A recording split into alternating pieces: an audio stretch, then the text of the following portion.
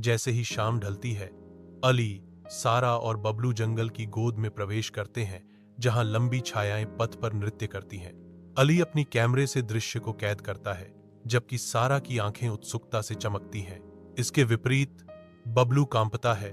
उसका डर जंगल से आने वाली अजीब आवाजों के बीच स्पष्ट है।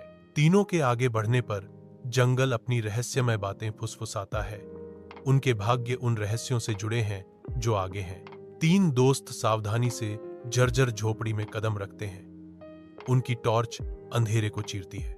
जैसे ही वे अंदर कदम रखते हैं, दरवाजा एक गड़गड़ाहट के साथ बंद हो जाता है, जिससे वे खौफनाक चुप्पी में फंस जाते हैं। झोपड़ी के केंद्र में एक प्राचीन दर्पण एक अजीब रोशनी के साथ चमकने लगता है, जो लंबी नाचती छायाएं डालता है।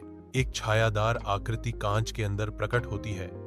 इसका रूप अस्पष्ट और खतरनाक है, जिससे उनकी रीढ़ में सिहरन दौड़ जाती है। एक गूंजती हुई आवाज में छायादार आकृति आदेश देती है, इस जंगल को छोड़ दो।